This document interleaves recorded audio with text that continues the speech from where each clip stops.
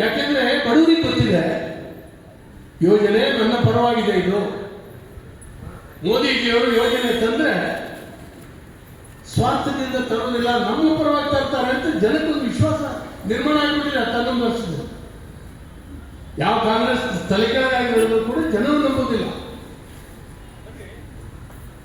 ಅವ್ರದೇ ಸರ್ಕಾರ ಇರ್ತಕ್ಕಂಥಲ್ಲಿ ಪ್ರತಿಭಟನೆ ಆಗ್ತಾ ಇದೆ.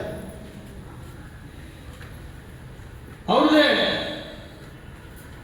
ಕಾಂಗ್ರೆಸ್ ಜೊತೆಗಾರರಾಗಿರ್ತಕ್ಕಂಥ ಸರ್ಕಾರದಲ್ಲಿ ಕೂಡ ಇವತ್ತಿನ ಬಗ್ಗೆ ಪ್ರತಿಭಟನೆಗಳಿಲ್ಲ, ಒಪ್ಪಿಕೊಂಡಿದೆ. ಯಾಕೆಂದ್ರೆ 100 ದಿನಗಳ ಕೆಲಸ ಇದುವರೆಗೂ ಕೂಡ ಮನರೇಗಾದಲ್ಲಿ ಕೊಡ್ತೀವಿ. ವಿಬಿಜಿ ರಾಮ್ಜಿ ಯೋಜನೆಯಲ್ಲಿ 125 ದಿನ, ನಿಮಗಿಂತ 25 ದಿನ ಜಾಸ್ತಿ ಕೊಡ್ತಾ ಇದ್ದೀವಿ ನಾವು.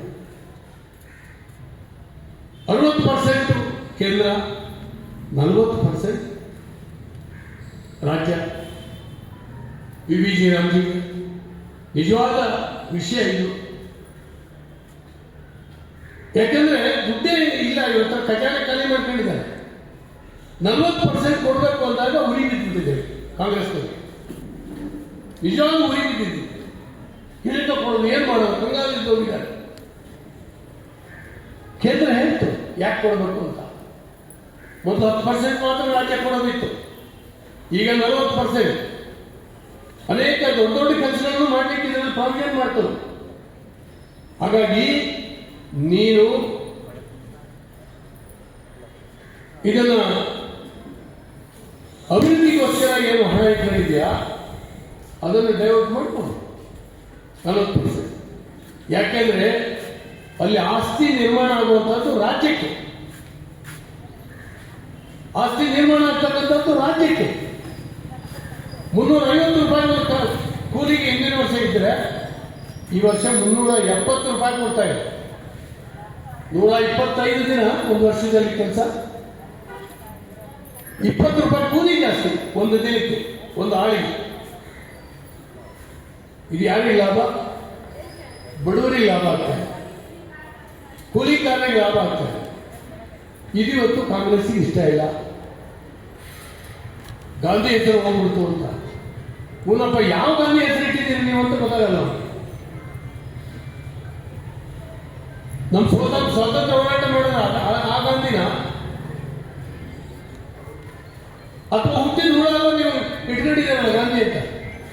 ನಿಮ್ಗೆ ಸಂಬಂಧ ಇಲ್ಲ, ಗಾಂಧಿಗೂ ನಿಮ್ಗೂ ಸಂಬಂಧ ಇಲ್ಲ, ಆದ್ರೂ ಗಾಂಧಿ ಅಂತ ಇಟ್ಕೊಂಡಿದ್ದ. ದೇಶಕ್ಕೆ ಸ್ವಾತಂತ್ರ್ಯ ಪಡೆದು ತಂದುಕೊಟ್ಟಂತ ಆ ಪುಣ್ಯನ ನೀವು ಬಳಕೆ ಮಾಡ್ಕೊಂಡು ಇಷ್ಟು ವರ್ಷ ಆಳಿದ್ದೀರಿ. ವಿಕಸಿತ ಭಾರತ, ರೋಜ್ಗಾರ್ ಮತ್ತು ಜೀವಿಕಾ ಮಿಷನ್ ಗ್ಯಾರಂಟಿ ಇದರ ಕಾರ್ಯಾಗಾರದಲ್ಲಿ ನಾವು ಭಾಗವಹಿಸಿದ್ದೇವೆ. ಒಂದು ಮಾಹಿತಿಯನ್ನು ಪಡೆದಿದ್ದೇವೆ. ವಿಕಸಿತ ಭಾರತದಡಿಯಲ್ಲಿ 100 ಕಾರ್ಯಕ್ರಮಗಳಿದ್ದಾವೆ. ಅದರಲ್ಲಿ ಇದೊಂದು ಬಹಳ ಮುಖ್ಯವಾದ್ದು. ಹಳ್ಳಿಗಾಡದಲ್ಲಿ, ಗ್ರಾಮೀಣ ಪ್ರದೇಶದಲ್ಲಿ ಜನರಿಗೆ ಗ್ಯಾರಂಟಿ, ಅವರ ಬದುಕಿಗೆ ಒಂದು ಗ್ಯಾರಂಟಿ, ಅನ್ನಕ್ಕೆ ಗ್ಯಾರಂಟಿ ಕೊಡ್ತಕ್ಕಂಥ ಯೋಜನೆ ಇದು. ಇದು ಹಿಂದೆ ಇತ್ತು, ಅದರಲ್ಲಿ ಅನೇಕ ನ್ಯೂನತೆಗಳಿತ್ತು. ನ್ಯೂನತೆಗಳ ಮಧ್ಯೆ ಕೊನೆ ಒಂದಿಷ್ಟು ಕೆಲಸ ನಡೀತಾ ಇತ್ತು. ಪ್ರಾರಂಭದಲ್ಲಿ ಏನೆಲ್ಲ ಆಯಿತು ಅಂತ ಕೆಲವು ಚುನಾಯಿತ ಪ್ರತಿನಿಧಿಗಳಾಗಿದ್ದರೆ ನಿಮಗೆಲ್ಲ ಗೊತ್ತಿದೆ. ಅದು ಅದರ ನ್ಯೂನತೆಗಳು, ಅದ್ರಲ್ಲಿ ಆಗ್ತಕ್ಕಂಥ ಮೋಸ ಇದನ್ನೆಲ್ಲ ಹೋಗಲಾಡಿಸ್ಬೇಕು ಅಂತ ಹೇಳಿ ಅವರು ಒಂದಿಷ್ಟು ಮಾರ್ಪಾಡುಗಳನ್ನ ಮಾಡಿ ಹೆಸರನ್ನು ಸ್ವಲ್ಪ ಮಟ್ಟಿಗೆ ಬದಲಾವಣೆ ಮಾಡಿ ಜನರಿಗೆ ತಿಳಿಸಿ ಹೇಳ್ತಕ್ಕಂಥ ಪ್ರಯತ್ನವನ್ನು ಈ ದೇಶದಲ್ಲಿ ಮಾಡಿದ್ದಾರೆ. ಶಿವರಾಜ್ ಸಿಂಗ್ ಚೌಹಾಣ್ ಅವರು ಸಾಧಾರಣ ವ್ಯಕ್ತಿ ಅಲ್ಲ. ನಮ್ಮ ಪಕ್ಷದಿಂದಲೇ ಮಧ್ಯಪ್ರದೇಶದಲ್ಲಿ 4 ಬಾರಿ ಮುಖ್ಯಮಂತ್ರಿ ಆಗಿದ್ದರು. ಅತ್ಯಂತ ಕೆಳ ಹಂತದಿಂದ ಬೆಳೆದು ಬಂದವರು. ಅವರು ಮುಖ್ಯಮಂತ್ರಿಯಾಗಿ ಅವರದೇ ಆದ ಅನುಭವ, 4 ಸರಿ ಪಕ್ಷವನ್ನು ಅಧಿಕಾರಕ್ಕೆ ತಂದವರು. 3 ಸರಿ ಸ್ವತಃ ಮುಖ್ಯಮಂತ್ರಿ ಆಗಿದ್ದರು. ಅವರು ಯೋಚನೆ ಮಾಡಿದ್ದಾರೆ, ಕಾರ್ಯಗತಗೊಳಿಸಬೇಕು, ಅದಕ್ಕೆ ಬೇಕಾದ ಮಾಹಿತಿಯನ್ನು ಒದಗಿಸಿದ್ದಾರೆ. ಏನಂದ್ರೆ ಅಪಪ್ರಚಾರ ಮಾಡ್ತಿದ್ದಾರೆ.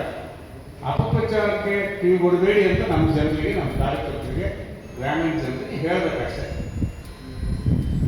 ಹೆಸರು ನಿಧಾನ ಅದು ನಮಗೆ ಹೇಳಕ್ ಗೊತ್ತಿಲ್ಲ. NREG ಅಂತ ಹೇಳ್ತಿದ್ವಿ ಮನೆ, ಆಮೇಲೆ ಒಂದು MG ತಂದು ಸೇರಿಸಿದ್ರು ಕಾಂಗ್ರೆಸ್ನವರು. ಈಗ ಹಾಗೆ ಆಗ್ತದೆ ಸ್ವಲ್ಪ ದಿನ. ಅದನ್ನ ನಿಮಗೆ ಹೇಳಿ ನಿಮ್ಮನ್ನು ಸ್ವಲ್ಪ ಮೋಲ್ಡ್ ಮಾಡಿದರೆ ಆಮೇಲೆ ನೀವು ಹಳ್ಳಿಯವರಿಗೆ, ಗ್ರಾಮೀಣ ಜನಕ್ಕೆ, ನಿಮ್ಮ ಬಂಧು ಬಾಂಧವರಿಗೆ, ನಿಮ್ಮ ಸ್ನೇಹಿತರಿಗೆ, ರೈತಾಂಗಗಳಿಗೆ, ಕೆಲಸಕ್ಕೆ ಬರೋರಿಗೆ ಹೇಳಲಿಕ್ಕೆ ಸಾಧ್ಯ ಆಗ್ತದೆ ಅನ್ನೋ ಕಾರಣಕ್ಕೆ ಈ ಕಾರ್ಯಾಗಾರವನ್ನು ಏರ್ಪಡಿಸಿ ಕೊನೆಯ ಹಂತದಲ್ಲಿ ನಾವಿದ್ದೇವೆ. ವಿಕಸಿತ ಭಾರತ ಏನದು? ವಿಕಸಿತ ಭಾರತ ವಿಕಸಿತ ಆಗ್ತಾ ಇದೆ, ಅಭಿವೃದ್ಧಿ ಆಗ್ತಾ ಇದೆ. ವಿಕಸಿತ ಭಾರತ 2047 ಇಸ್ವಿ ಹೇಗಿರಬೇಕು ಅಂತ ಕಲ್ಪನೆಯನ್ನ ನಮ್ಮ ಪಕ್ಷದ, ನಮ್ಮ ಹಿರಿಯರು, ಪರಿವಾರದ ಹಿರಿಯರು ಯೋಚನೆ ಮಾಡಿದರು. ಪಕ್ಷಕ್ಕೆ ಅದನ್ನ ಮಾರ್ಗದರ್ಶನ ಮಾಡಿದರು. ಪಕ್ಷ ನಮ್ಮ ಪ್ರಧಾನಿಗಳಿಗೆ, ಮಂತ್ರಿಮಂಡಲಕ್ಕೆ ಸೂಕ್ತ ಒಂದಿಷ್ಟು ಮಾಹಿತಿಗಳನ್ನು ಕೊಟ್ಟರು. ದೇಶದ ಪ್ರಧಾನಿ ಅದನ್ನು ಯೋಚನೆ ಮಾಡಿ ಅತ್ಯಂತ ಸಮರ್ಥವಾಗಿ ಕಾರ್ಯಗತ ಮಾಡ್ತಾ ಇದ್ದಾರೆ. 2047 ಇಸ್ವಿಗೆ ಭಾರತ ಹೇಗಿರಬೇಕು? ನಾವ್ಯಾರು ಬದುಕಿರ್ತೀವಿಲ್ಲೋ, ಮೋದಿಯವರು ಬದುಕಿರ್ತಾರಿಲ್ಲೋ, ಆದ್ರೆ ಆ ಮನುಷ್ಯನ ಮತ್ತು ಆ ಮನುಷ್ಯನ ತಂಡದ ಪರಿಕಲ್ಪನೆ ಹೇಗಿದೆ? ಸ್ವಾತಂತ್ರ್ಯ ಬಂದು 100 ವರ್ಷ ಆಗ್ತದೆ. 100 ವರ್ಷದಲ್ಲಿ ಭಾರತ ಹೇಗಿರಬೇಕು ಅಂತ ಯೋಚನೆ, ಕಲ್ಪನೆ ಇದೆ. ವಿಕಸಿತ ಭಾರತದ ಕಲ್ಪನೆ.